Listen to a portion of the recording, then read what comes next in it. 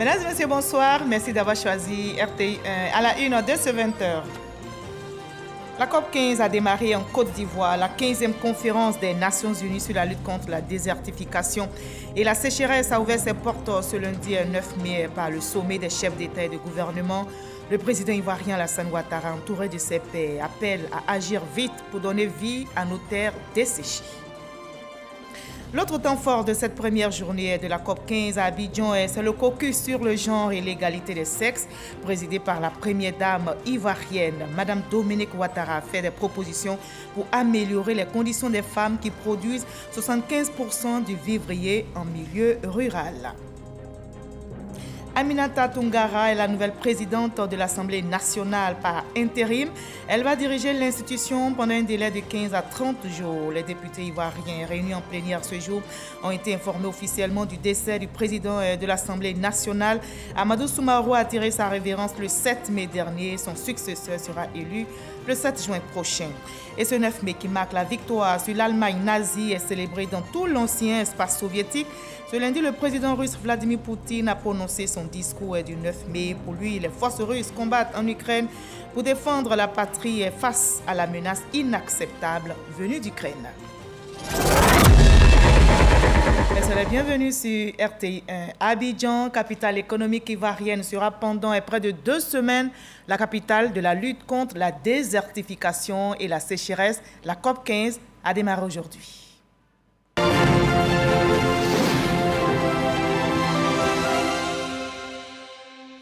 Et c'est parti pour la COP15 en Côte d'Ivoire. Les travaux se poursuivent jusqu'au 20 mai prochain à Abidjan pour trouver des réponses à l'avancement du désert, la déforestation, l'appauvrissement des terres ou la pollution des sols. La COP15 a débuté ce matin par la conférence des chefs d'État et de gouvernement. Le président ivoirien Alassane Ouattara, entouré de ses pairs, a appelé à agir vite et ensemble pour donner vie à nos terres desséchées.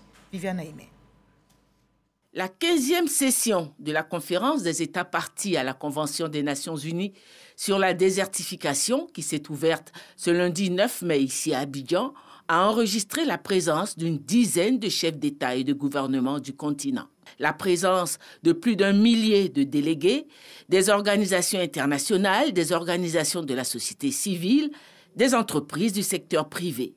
Il s'agit, pour cette 15e COP, de lancer une alerte au monde sur le niveau alarmant atteint aujourd'hui sur le continent africain par la sécheresse et la dégradation des terres et leurs conséquences dramatiques sur la vie des populations, et susciter une mobilisation des ressources pour la restauration des terres. Tous les intervenants ont appelé à l'urgence d'une intervention rapide. Les intervenants ont en outre souligné l'impact positif qu'une telle entreprise de restauration pourrait avoir sur la sécurité alimentaire en Afrique, sur la création d'emplois, sur l'élimination du djihadisme et du terrorisme en Afrique, sur l'amélioration des écosystèmes et la réduction des effets nocifs des gaz à effet de serre. Ouvrant les travaux de la COP15, le président de la République Alassane Ouattara a lancé un vibrant appel à la solidarité internationale pour la mobilisation des ressources, déplorant les promesses non tenues, notamment celles faites par les donateurs, de mettre en place un fonds vert pour le climat d'un montant de 100 milliards de dollars pour la période 2012-2020, le président de la République Alassane Ouattara a soumis à la validation de la COP15 un plan d'action baptisé l'initiative d'Abidjan. La désertification et la sécheresse causent la perte de 12 millions d'hectares chaque année, soit près de 23 hectares par minute. La dégradation des terres affecte directement 74% des personnes pauvres dans le monde. Enfin, selon l'Organisation des Nations Unies pour l'alimentation et l'agriculture, la FAO, le désert progresse de 5 km chaque année dans les zones semi-arides d'Afrique de l'Ouest. Nos peuples font beaucoup d'espoir sur nous. Nous n'avons pas le droit de les décevoir. Agissons vite, agissons ensemble pour donner une nouvelle vie à nos terres. En réponse aux défis de la sécheresse et de la restauration des terres, mon pays a élaboré un important programme dénommé l'initiative d'Abidjan, ou Abidjan Legacy Programme. Ce programme, dont la vocation est de permettre à la Côte d'Ivoire d'intégrer dans ses stratégies de développement les approches de gestion durable des sols et de restauration de nos écosystèmes forestiers fortement dégradés, nécessitera pour sa mise en œuvre la mobilisation de 1,5 milliard de dollars au cours des 5 prochaines années. Je porte personnellement cette initiative que nous lancerons au cours de notre sommet avec l'espoir qu'elle inspirera d'autres pays en Afrique et dans le reste du monde. Les discours d'ouverture ont fait place à la séance à huis clos des chefs d'État, au cours de laquelle ont été examinés les différents aspects de ce nouveau plan d'action et les situations propres à chaque pays. Voilà, après New Delhi en Inde, en septembre 2021, les pays membres se retrouvent à Abidjan pour la COP 15, la 15e conférence, une rencontre aux enjeux importants. Cette COP 15 est marquée par l'adoption par le chef d'État d'un nouveau plan d'action de lutte contre la sécheresse et la désertification, baptisé l'initiative d'Abidjan. On retrouve Viviane Aimé.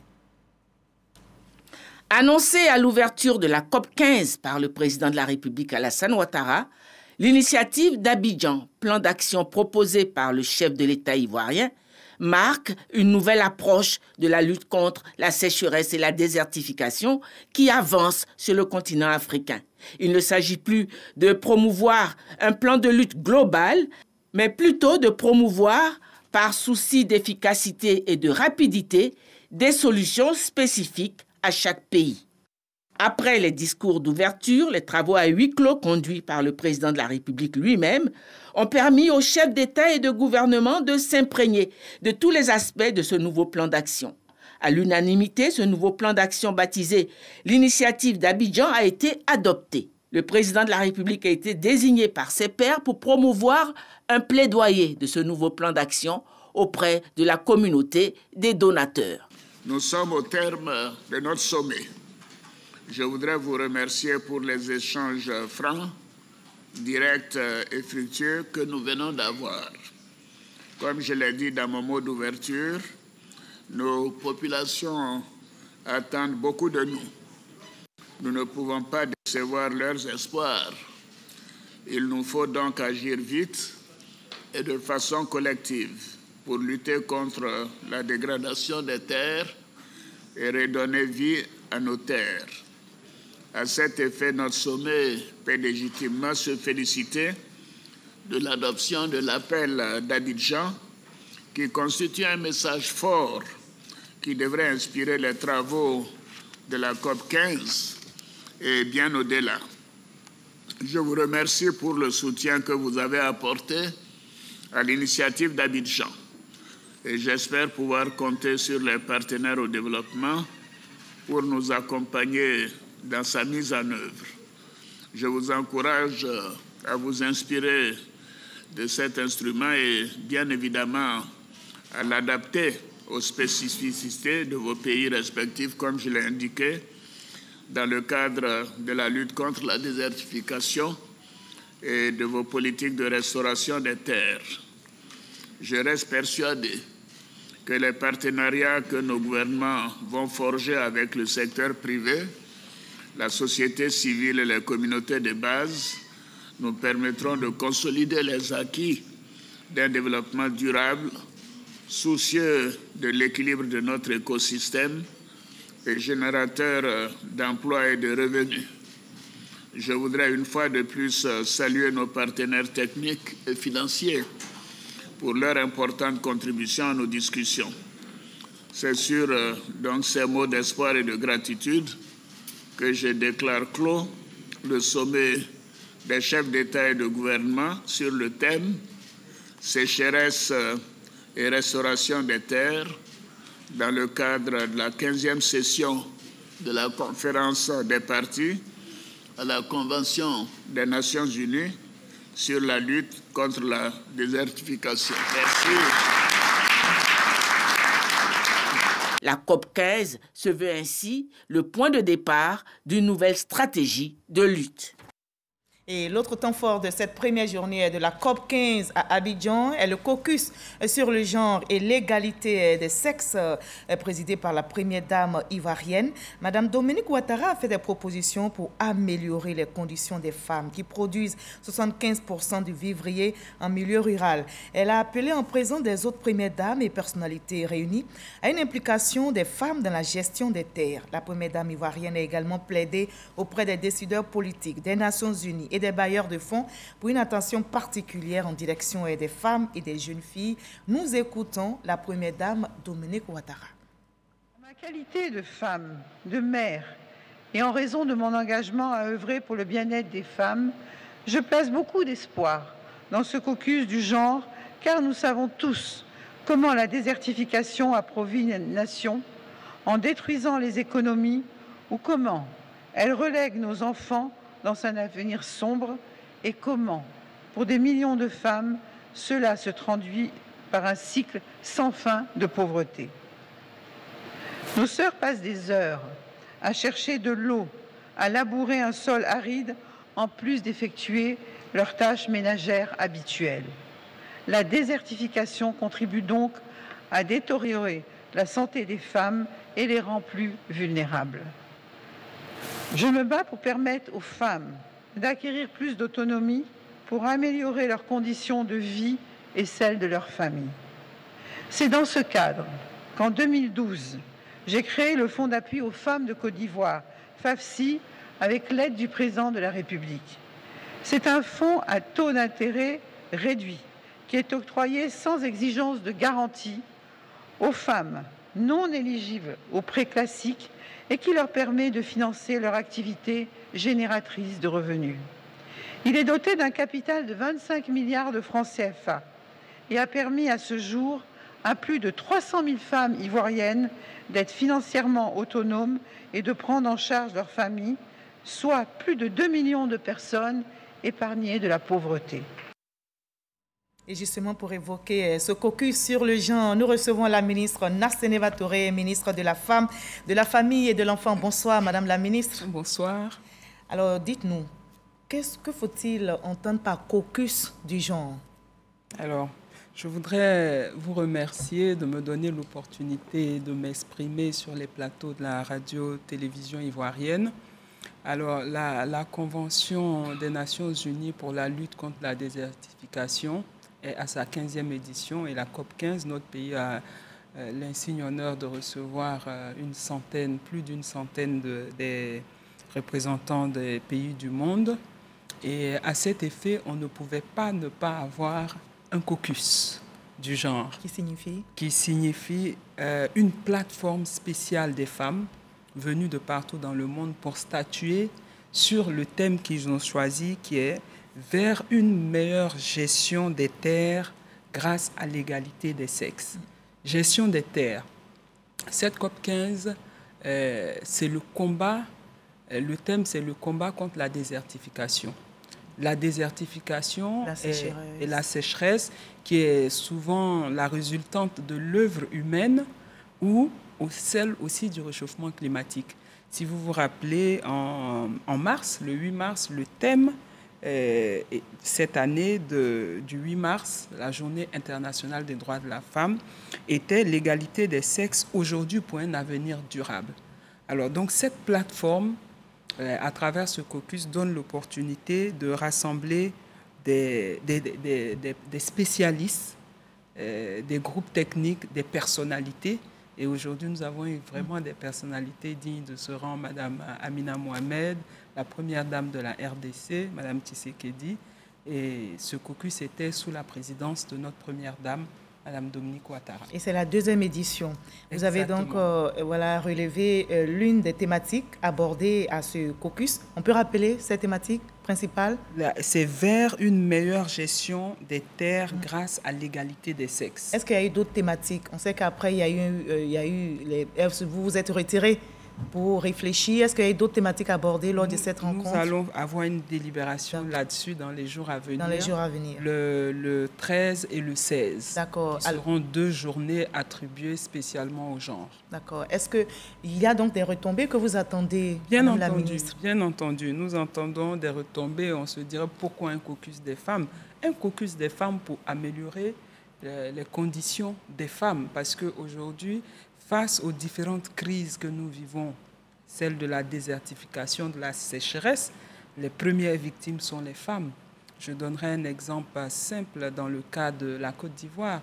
Seulement 12% de femmes sont propriétaires de terrains dans le milieu rural, au niveau du foncier, et 80% de la main-d'œuvre dans la production agricole vivrière quotidienne est féminine. Donc, la Côte d'Ivoire a pris... On parle même de 75% des femmes en milieu rural qui interviennent dans le vivrier. On voit donc la place importante de ces femmes. Bien entendu, ces femmes-là sont celles-là même qui évitent une crise alimentaire à notre pays. Elles sont à la tâche au quotidien et elles doivent pouvoir développer une certaine résilience vis-à-vis des effets du réchauffement climatique, de la désertification, de la sécheresse, pour qu'elles puissent entraîner un nouveau paradigme qui va nous mettre dans une situation de durabilité. Aujourd'hui, nous devons prendre la durabilité en compte, avoir un développement durable. Et les actrices principales de ce développement durable sont les femmes. D'accord. Alors, avant de vous laisser partir, quel message lancez-vous à ces femmes? Pour qui vous plaidez afin qu'elles puissent être associées à la gestion des terres? Alors, je voudrais m'adresser aux femmes de Côte d'Ivoire et leur dire que la Côte d'Ivoire est réellement de retour dans le concert des nations. Ce matin, le Premier ministre a présenté l'initiative d'Abidjan, ou appelé Abidjan Legacy Programme.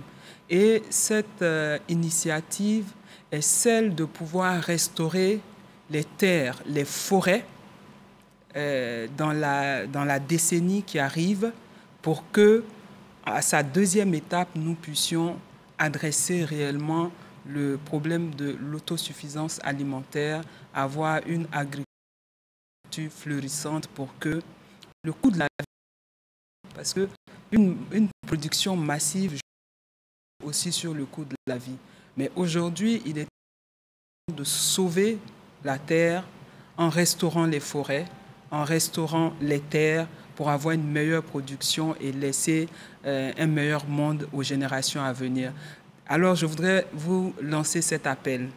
L'appel à laquelle vous avez déjà répondu aujourd'hui à l'ouverture de ce forum, c'est d'être présente, comme vous avez été aujourd'hui, les 13 et le 16 à l'Hôtel Ivoire, à ces 2 forums-là qui vous donneront la parole pour que nous puissions participer au Abidjan Legacy Programme, qui a l'intention de mobiliser 500 milliards de nos francs pour pouvoir lutter contre la restauration du sol, la restauration de nos forêts. Donc, lutter contre la déforestation, contre la déforestation, la désertification. Et à travers ça, établir l'égalité des sexes pour une meilleure autonomisation des femmes et une Côte d'Ivoire où il fera bon vivre ensemble. Et les femmes ont leur mot à dire. Merci, bien entendu. Madame la ministre Nassénéba Touré, ministre de la Femme, de la Famille et de l'Enfant. Merci d'être passée nous voir.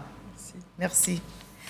La vice-secrétaire générale des Nations Unies, Amina Mohamed, a effectué une visite au terrain hier dimanche 8 mai dans la région de la Nawa, et précisément à Soubré, où elle est allée s'imprégner des réalités des producteurs dans la cacaoculture.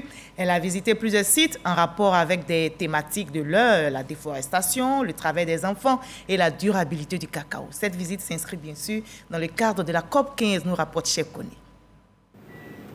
C'est à 7 km de Soubré, dans le champ école de Kwakoukro, que débute le périple des délégations officielles des Nations Unies, conduite par Amina Mohamed, et celle du gouvernement ivoirien chapeautée par le ministre du Plan et du Développement, Nialé Kaba.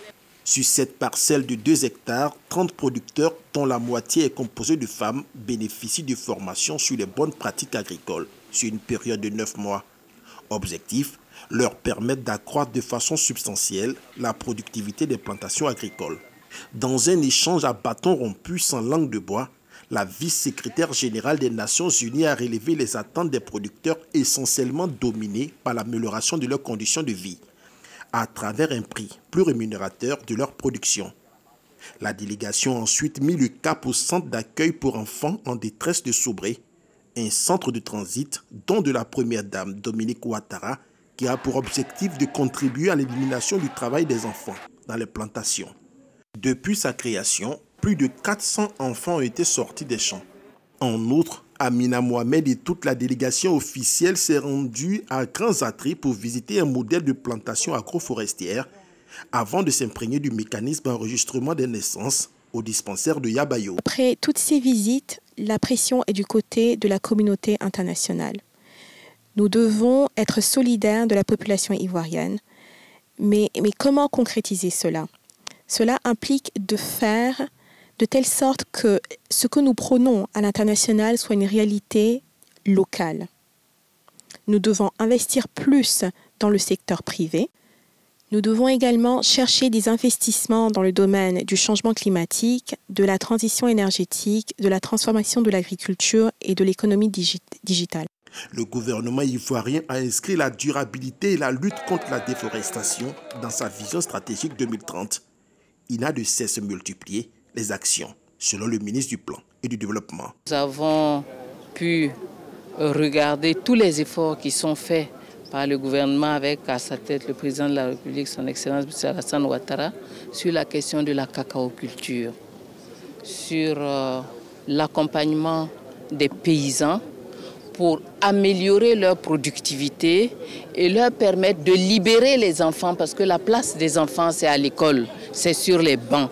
Et comment le système des Nations Unies nous aide dans ces problématiques. Et bien sûr, en bout, la Côte d'Ivoire est un pays qui a un niveau de développement comparativement à la sous-région qui a avancé.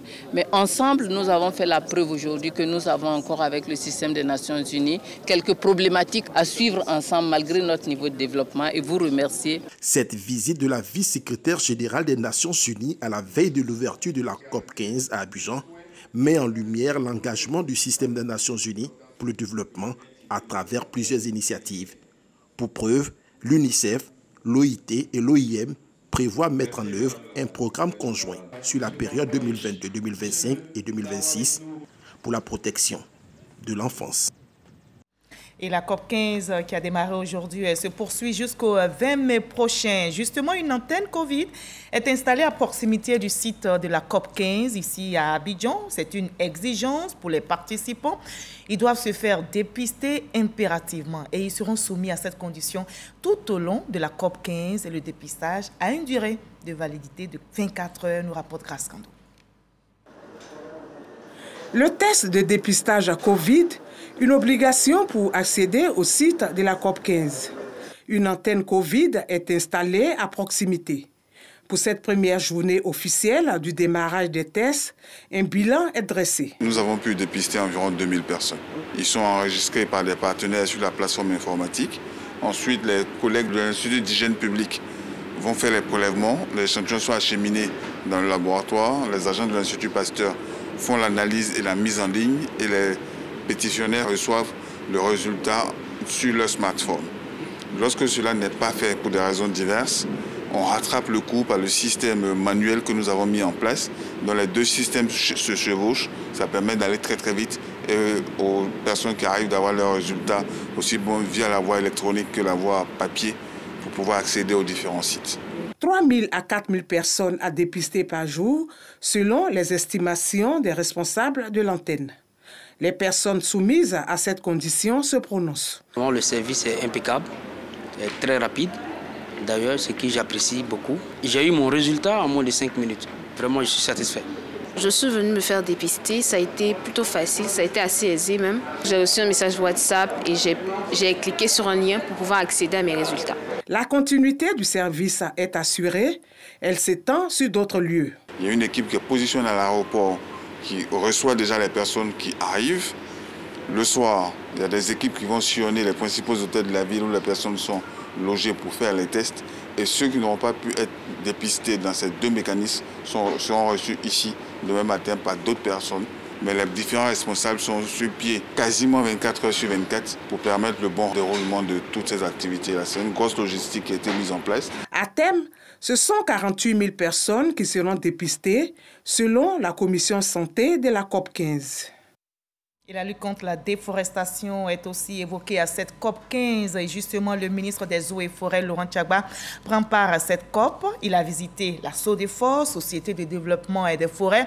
Une visite d'imprégnation et d'échange, mais aussi de mise en mission pour la valorisation de notre espace forestier qui est fortement dégradé. L'autorité de tutelle face aux opérateurs du secteur, des agents et du conseil d'administration a décliné sa vision. Franck Quadio. Société de développement des forêts SODEFOR. Au moment où s'ébauche la COP 15 à Abidjan, le ministre Tchagba Laurent multiplie les rencontres avec les structures sous tutelle. Ici, le décor est planté par le directeur général. La SODEFOR de 1999 à 2011 a connu un certain ralentissement dû à la crise, ce qui n'a pas empêché la structure d'atteindre quelques objectifs. La SODEFOR capitalise, entre autres, plus de 220 000 hectares de reboisement, toutes essences confondues. Plus de 60 000 hectares de parcelles agroforestières, plus de 2,5 millions d'hectares dotés de plans d'aménagement, soit 61% de la surface totale de forêts classées. N'empêche, la forêt ivoirienne est toujours aussi menacée, avec seulement 3 millions d'hectares de couverts. Malgré ces résultats édifiants, des difficultés majeures demeurent, notamment l'appauvrissement et l'état de dégradation avancée des forêts classées, du fait essentiellement de la pression continue des populations paysannes, aggravée par les flux migratoires incontrôlés et l'avènement d'un nouveau fléau que constitue l'orpaillage clandestin. Il y a aussi l'insuffisance des ressources financières pour assurer le relèvement du niveau des activités de protection et de reboisement. Redonner de la couleur à notre forêt, l'ambition partagée par le ministre Tchagba Laurent nouvellement nommé, et cela sonne comme un défi. Et notre stratégie, c'est de faire en sorte que, à l'horizon 2025-2030, nous puissions atteindre un couvert végétal de 20%, c'est-à-dire environ 6 millions d'hectares de forêt. Ça veut dire qu'on va doubler ce que nous avons actuellement. Et pour cela, il y a des stratégies qui ont été déjà développées et mon prédécesseur a fait un travail formidable en la matière et là je viens pour continuer. Après les syndicats et la SODEFOR, le ministre Tchagba Laurent entend multiplier ses rencontres avec ses collaborateurs pour la réalisation de cet objectif commun, 6 millions d'hectares de forêt à reconquérir de 2025 à 2030. Et voilà tout ce que l'on pouvait dire sur cette première journée de la COP 15, la 15e conférence des Nations Unies sur la lutte contre la déforestation, la désertification, la sécheresse qui a ouvert donc ses portes aujourd'hui, lundi 9 mai, par le sommet des chefs d'État et de gouvernement, se poursuit jusqu'au 20 mai prochain.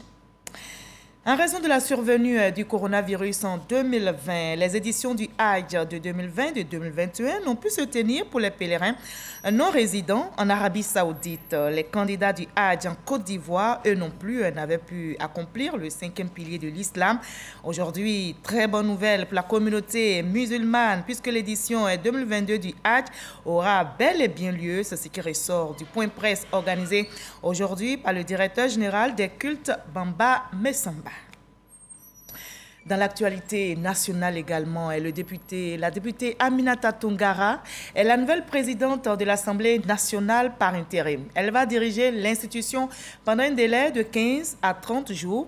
Les députés ivoiriens réunis en plénière ce jour ont été informés officiellement du décès du président de l'Assemblée nationale, Amadou Soumaoro, a tiré sa révérence le 7 mai dernier et son successeur sera élu le 7 juin prochain.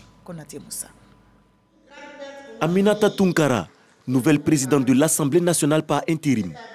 Annonce faite suite à la réunion du bureau de l'institution parlementaire tenue ce lundi, 2 jours après le décès du président Amadou Soumaoro.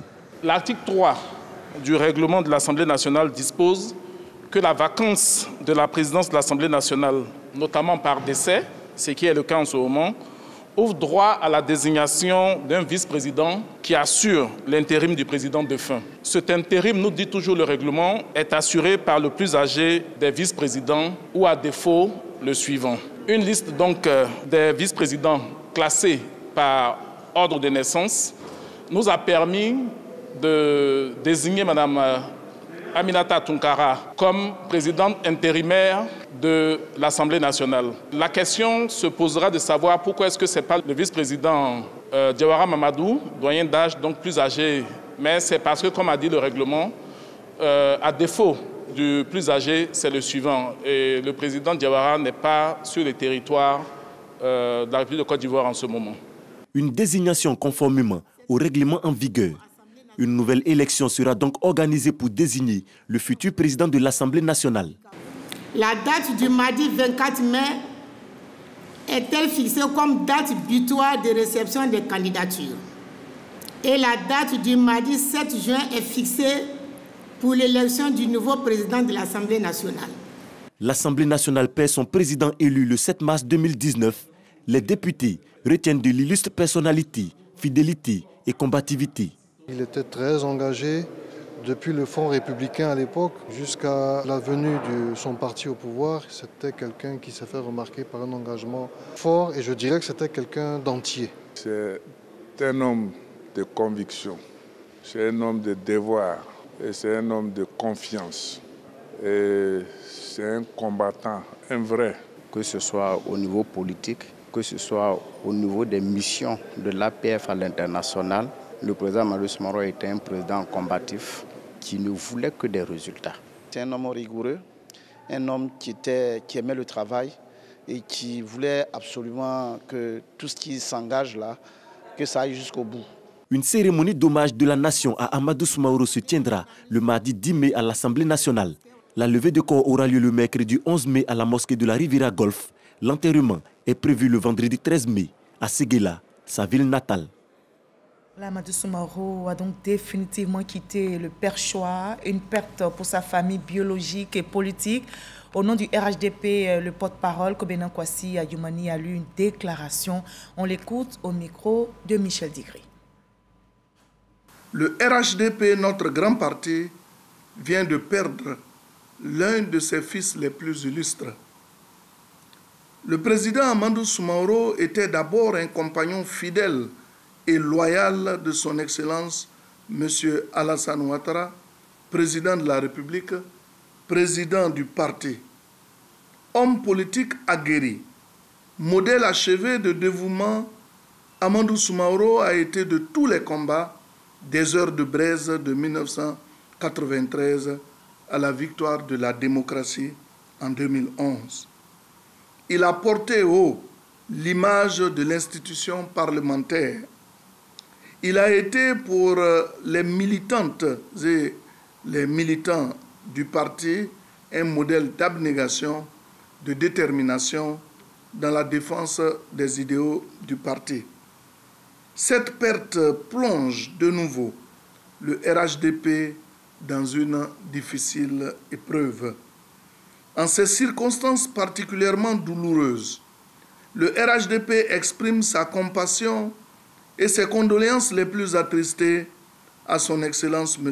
Alassane Ouattara et à Mme Dominique Ouattara, pour qui, plus qu'un compagnon de lutte politique, Amadou Soumaoro était un frère, un membre à part entière de la famille.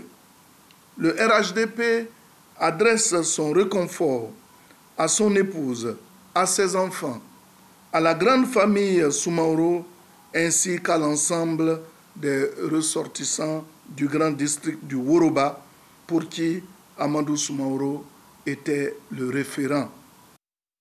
Voilà, c'était la déclaration du RHDP élue pour vous par Kobena Kwasi Adjumani. Les épreuves physiques et sportives du baccalauréat à session 2022 ont débuté ce lundi 9 mai sur toute l'étendue du territoire. Le reportage est signé Evelyne Yoboué, Didier Nguessan. Il est 9h30 au lycée Sainte-Marie de Cocody, l'un des centres d'examen des épreuves physiques et sportives dédiés aux filles.